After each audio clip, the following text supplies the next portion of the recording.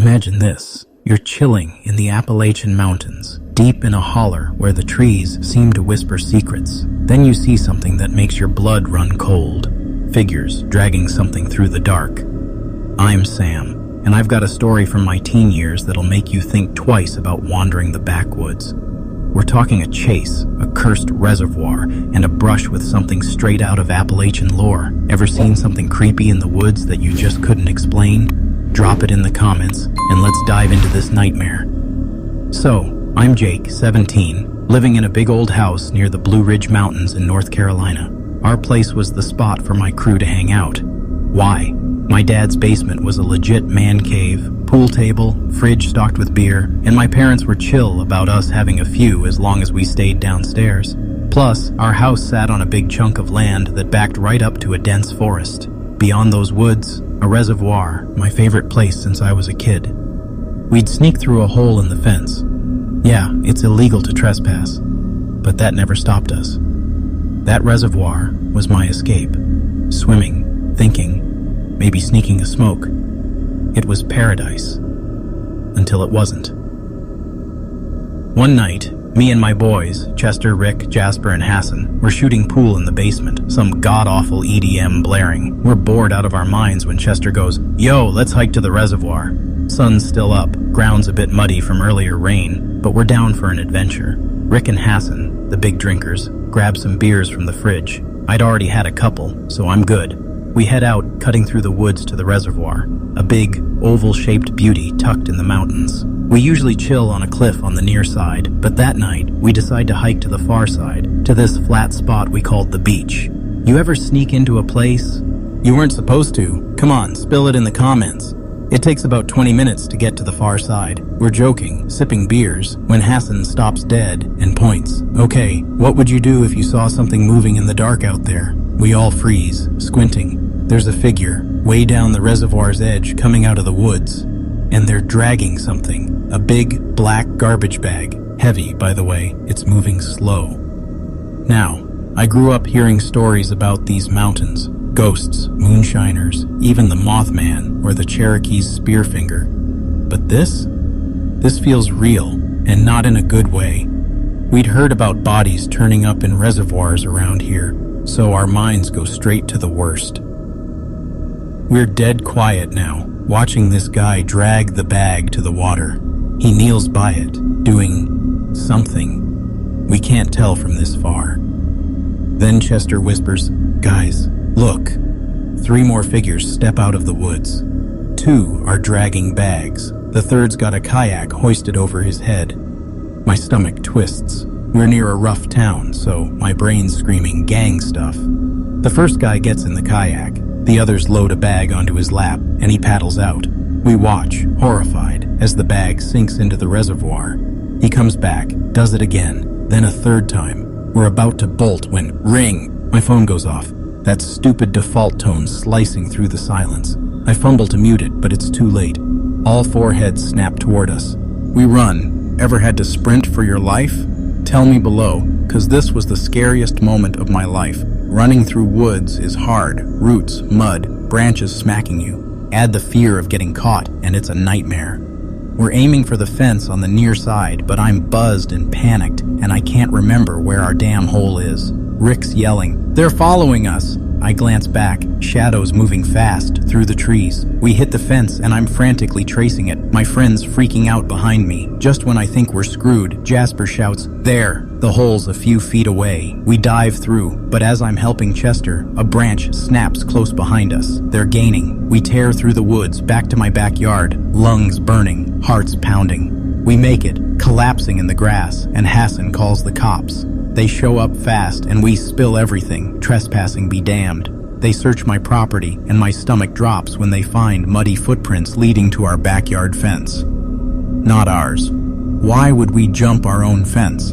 The cops don't find anyone lurking, thank God, but they promise to check the reservoir and keep us posted. A few days later, it's all over the news. They pulled 3 bodies from the reservoir. No shock there, but it hit hard.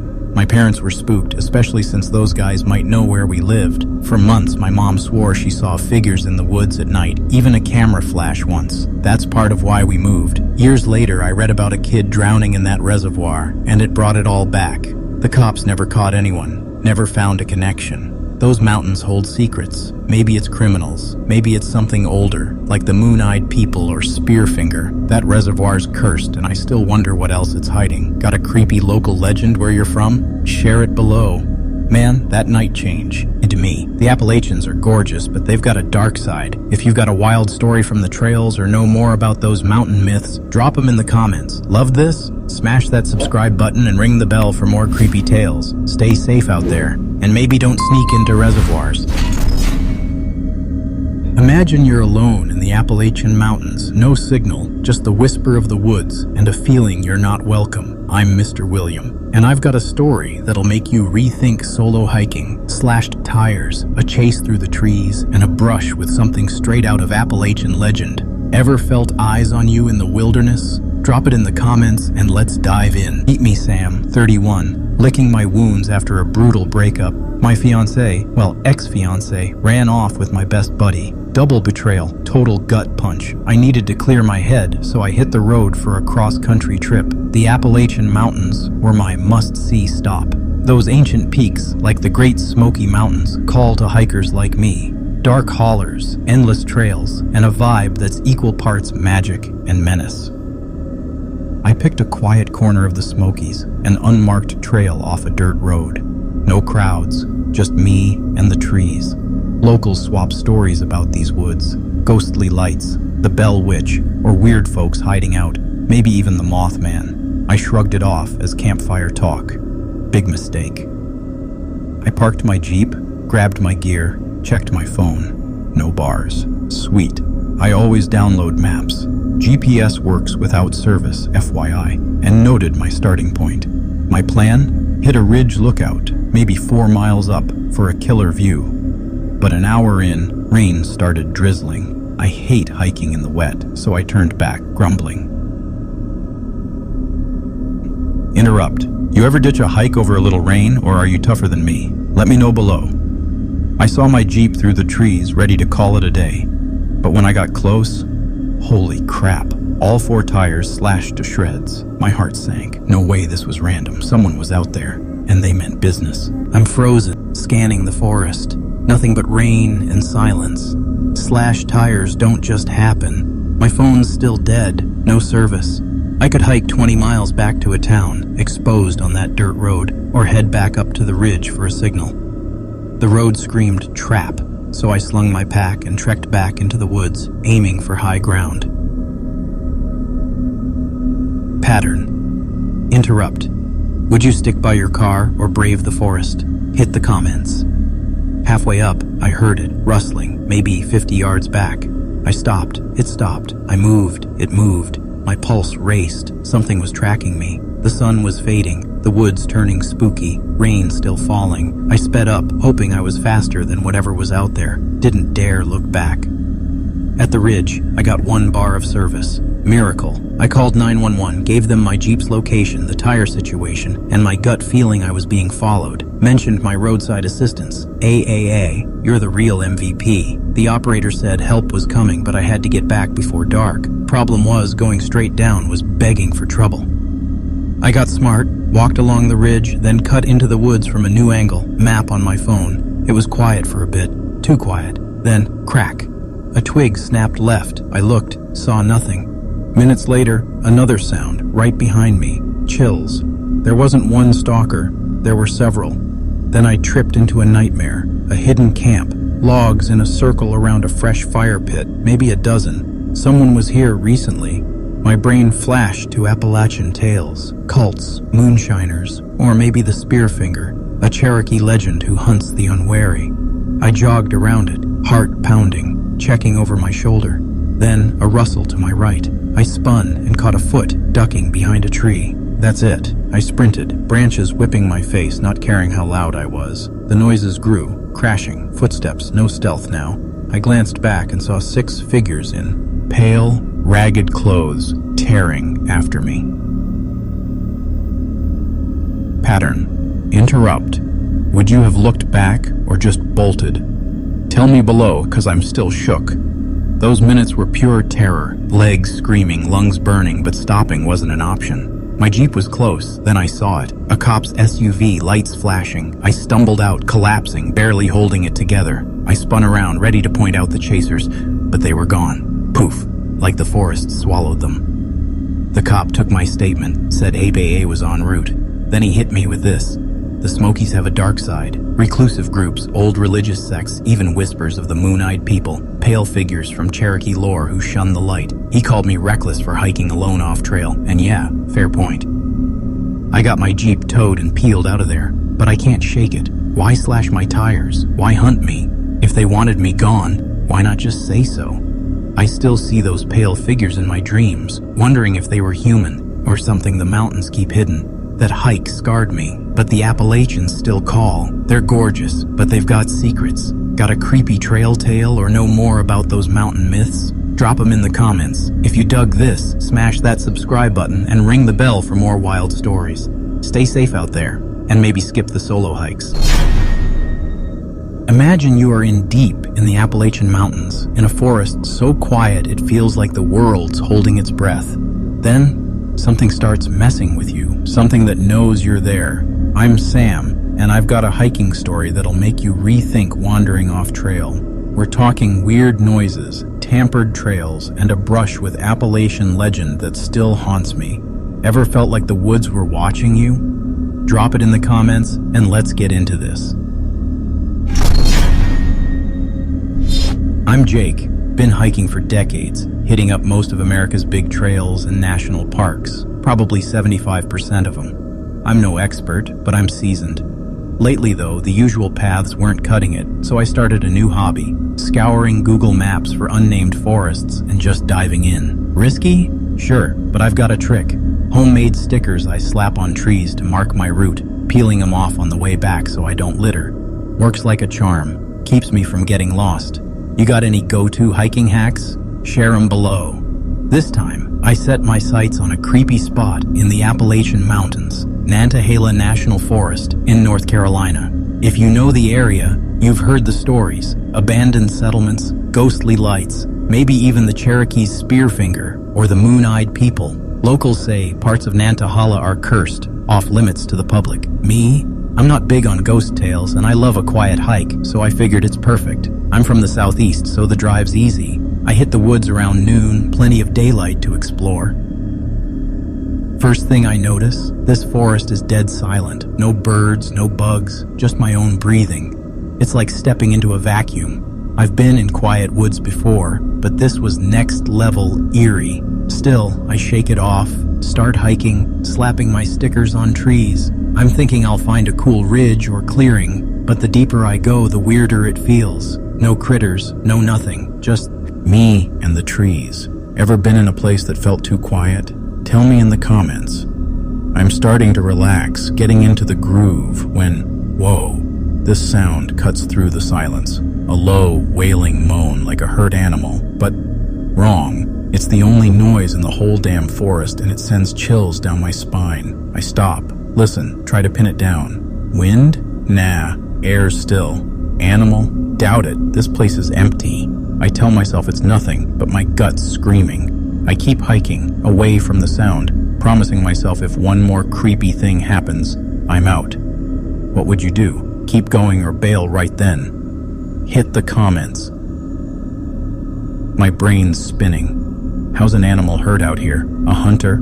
I'd have heard a shot. Negligent hunter leaving something to suffer. Hard to buy. Then I see it, a tree right in front of me, carved up with weird symbols. Not letters, just slashes and gouges, like something out of a horror flick. I look around, more trees, same marks. That's it. I'm done. I turn back, peeling off my stickers as I go, heart pounding. Then, up ahead, I spot something new, a dark opening, like a cave or a den. No way I missed that on the way in. I freeze, and it hits me. My stickers are waist high now, not shoulder high like I placed them. Someone's been moving them.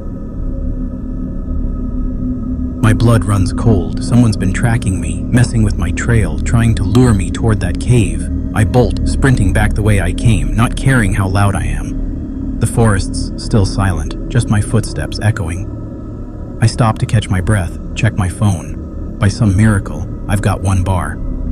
I pull up my car's location on my map, figure out my direction, and then the signal drops. Doesn't matter. I know where to go. But then that wailing starts again, twice as loud, like it's right behind me.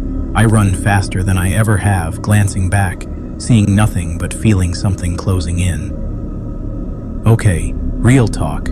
Would you have looked back or just kept running? Tell me below, 'cause I was losing it. After the longest 10 minutes of my life, I hit the forest's edge. The wailing stops, like someone flipped a switch. I dive into my car, peel out, and don't look back. That day killed hiking for me. My rational take? Some weirdo lives out there, saw me, and decided to screw with me. Moved my stickers, maybe used a whistle for that wailing noise. Stopped when they knew I was gone. But how do you blow a whistle and chase someone at full speed? It doesn't add up. Maybe there's a reason those woods are off limits. Could be a hermit, could be something older, like Spearfinger stalking her prey. I still hear that wail in my dreams. Got a theory on what was out there? Drop it below. That hike changed me. The Appalachians are stunning, but they've got secrets. If you've got a creepy trail story or know more about those mountain legends, share them in the comments. Love this? Smash that subscribe button and ring the bell for more wild tales. Stay safe out there, and maybe stick to marked trails. I'm Levi, 10, living in a clapboard house near Cherokee, Tennessee, with my little brother, Amos, who's 7. Our place is nestled where the woods feel alive, whispering tales of the Bell Witch cursing folks who cross her. One summer night, Amos and I were playing hide-and-seek with Holler kids till dark. Got home, found a note on the counter. At the diner, back soon, Ma Pa. They'd slipped out to a greasy spoon in town. Classic. We crashed in the living room watching Looney Tunes. Ever left a door unlocked and felt your stomach drop? Hold that thought. About 30 minutes later, it's black as pitch outside. Ding dong, knocks follow. I thought, Ma and Pa, but they used the side door, always with a key. I crept to the peephole. A lone man stood there, hollering about selling Girl Scout cookies. At night? No cookies, no kid. My gut screamed, run. He grabbed the handle. I'd forgot to lock it. As it turned, I slammed the deadlock. Click. Too loud. He knew we were home. I peeked again. He was staring through the living room window at Amos, who's oblivious, laughing at Bugs Bunny. I spotted a pistol on his hip. Bell Witch trick? I yanked Amos up, saying, let's grab ice cream in the cellar. He bounced along, clueless. I locked the cellar door quiet-like. We ate our Neapolitan till I heard the side door creak. Ma and Pa were back. Told my folks later, keeping Amos in the dark. They called the sheriff, who found the front lock jimmied. Definite break-in vibes. No sign of the man, though. Was he a drifter, a witch's pawn? Amos still don't know, and I ain't spillin'. Makes you wonder, what's creepin' when the moon's high? The night in Shadow Holler. I'm Ethan, just hit 15, living in a creaky cabin in Shadow Holler, Tennessee. My folks got me an Xbox for my birthday, monitor and all, so I could game in my upstairs room. Our place is off a dirt trail, swallowed by pines that hum with old Cherokee tales. Spearfinger, they say, roams these hills, her stone claw snatching kids in the night. Granny'd warn, Ethan, keep them windows shut or Spearfinger'll carve her name in ya. I'd laugh, but when the fog rolls thick, makes you think twice. It was a Saturday night, parents off at a moonshine distillers meeting in Gatlinburg, leaving me alone. I was in an Xbox party chat with my buddies, Caleb and Noah, from over in Sevierville, headphones blasting Fortnite. Then, thump, something heavy rattled downstairs. Y'all know that chill when you're solo and hear a weird noise? I yanked one headphone off. Nothing. 5 minutes later, thump again. Yo, y'all hear that? I asked. Caleb, the clown, goes, what, Ethan? Spearfinger wanting to squat up? Noah laughed. Bet it's just a possum dancing on your porch. We chuckled, but my palms were sweating. Next game break, I said, all right, I'll check it out. Dropped my headset, crept to the rickety stairs. Halfway down, whispers, low, like voices chanting in the wind, froze me solid. Was it the trees or something darker? I crouched, peeking into the living room. 4 men, all in black, slunk through the shadows, quiet as ghosts. My brain went, what the heck? Moonshiners? Cult nuts? Or Spearfinger's minions? I backed up, but the stairs squealed like a stuck pig. Dead silence. They heard me. I sprinted to my room, grabbed my headset, and hissed, "Caleb, Noah 10, call the cops to my house, now!" Caleb's like, "Dude, you for real? No time for chatting." I locked my door, knew it'd scream someone's here, and hid in the hall bathroom. Door cracked, lights off. Boots stomp. It up the stairs. Bang! They hammered my bedroom door, yelling, "Open it, kid, or you're in trouble!" My heart was racing like a jackrabbit. Spearfinger's crew? I scrambled for the bathroom window, making noise. Footsteps charged my way. As the door flew open, I dove out, landing hard on the rocky ground, twisting my knee. A shadow loomed above, eyes like coals. Back door slid open. 3 guys rushed me. I tried to bolt, but my knee buckled. They grabbed me, dragging me back till sirens wailed in the distance. Ever seen grown men run like scared hogs? They hopped the fence and melted into the woods.